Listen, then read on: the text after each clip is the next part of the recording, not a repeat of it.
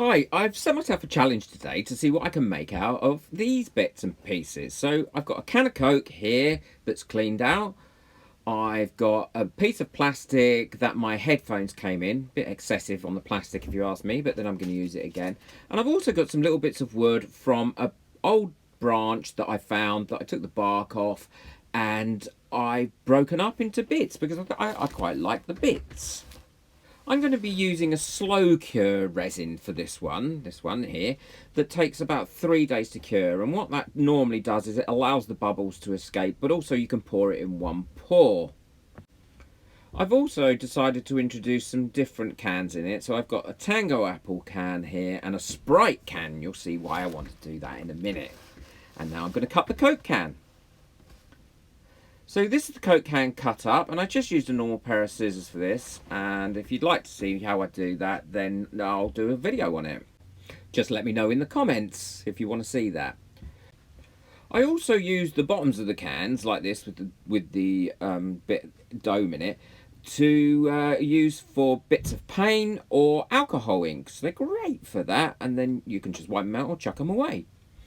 Okay, so let's get on with this project. What I've decided to make is a rose out of this.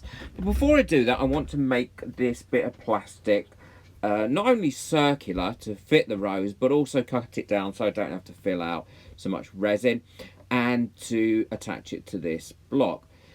There we go. I've cut the bottom off it with a pair of scissors, and now I'm trying to work out how I can get this to be circular. And it actually occurs to me that if I bung this into some hot water, then it's going to soften it up and I can get it into shape. And that's exactly what I did here. So it's now the shape that I want it to be, and I'm going to attach it using hot glue to the base. There we go. That's all ready and done. So let's cut this out. So what I've done is I've realised that I only want a small rose because this is quite a tiny piece of plastic.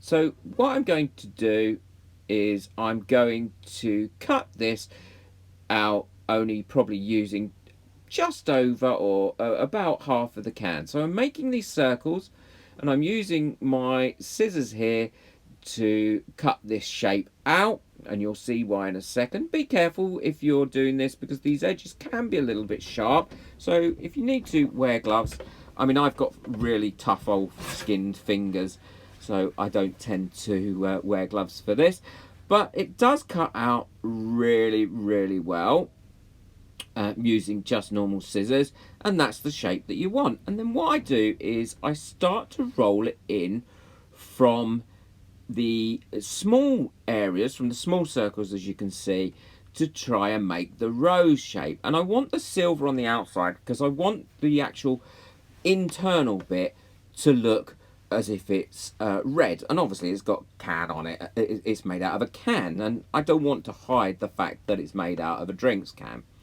So there we go. I've got the basic shape now, and sorry about the quality of this video. I think I must have had something on my lens. I'm just using a pair of round nose pliers to turn over the edges of the lens. So now I've got a different coloured can, and I'm going to be making an end cap for that rose, because obviously it would have an end cap. So what I will do is I will glue that together using a bit of super glue. Now I've made it, I will then just pop it with the green side exposed onto the bottom of this rose. And I make flowers out of lots of different things. I also make them out of Sculpey, and there is a video coming up of that soon. So I'm just using a pair of flat nose pliers now to make the stem. And again, that's out of the same can that I used to make the base of that rose. And what I'm going to do is give it a little bend so the head falls over a little bit. And then I'm going to insert it into there using my round nose pliers to make the hole and to push it in. And I will pop a bit of glue around it to ensure it doesn't twizzle around. So the next thing I'm going to do is the leaves, and I only want small leaves because I don't really want big leaves on this because it's only a small rose. So I'm just drawing out using a permanent marker on the tin the rough shape of some leaves, and then I will cut those leaves out. as I'm doing now. And again, they cut out really, really simply, just with a normal pair of scissors. You don't need any special tools for this. And there we go, they're all cut out. Now I've left a longer stem, and now I'm going to put a bit of texture in them, again using my blunt nose needle from my syringes. And I want these leaves face up, with the green side up again. I'm cutting off the stem because I don't need it as long as that, and I'm just using a bit of super glue here to glue those rose leaves on where I want them. So I've put my wood together, and what I'm doing is I'm using UV resin here to secure the rose into the piece of wood that fits nicely inside of this plastic tube that I've got made, as you'll see in a second. I always use UV resin as a glue because I find it never reacts with any other resin, and you absolutely cannot see it when you've poured resin on it. So what I'm going to do is I'm going to stick the wood down to the bottom of this mold using UV resin, just so it doesn't float up or move while I'm doing it. I'm curing it from underneath, as you can see, because it's transparent, so it will cure with my little UV torch, and I will again put the links to these in the description below, making it easy. You just have to click on them and it will take you straight to where I get them from. And this note doesn't take very long, about a minute I usually do this for, if not just a bit less, or until it's actually cured.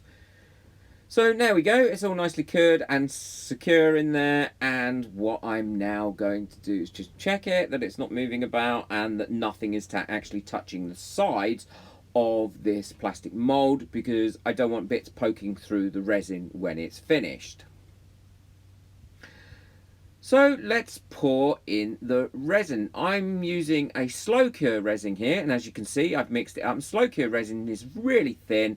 It's got normally quite several hours worth of working time with it, and normally takes anywhere between 48 hours and 72 hours to cure. And I'm pouring it fairly slowly over this rose to allow it to come out. I'm tapping it and I'm getting rid of the bubbles.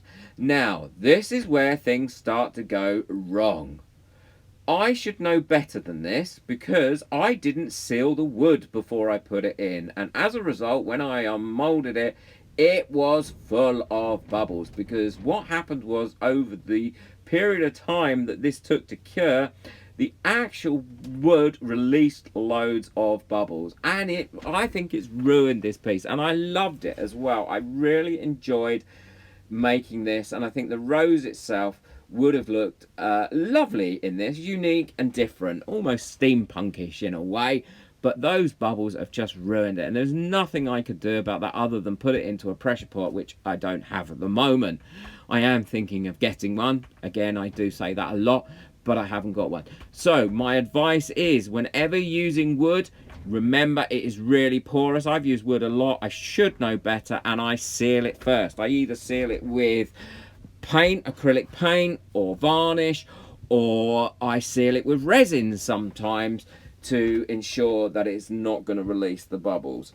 But I love sharing my videos that are a failure, because at least you know none of us are perfect and you don't get despondent about your own. So thank you very much. Hope you've enjoyed this video. Please like and subscribe and leave me a comment. I love to comment, and join my Facebook group, How to Resin with Steve McDonald.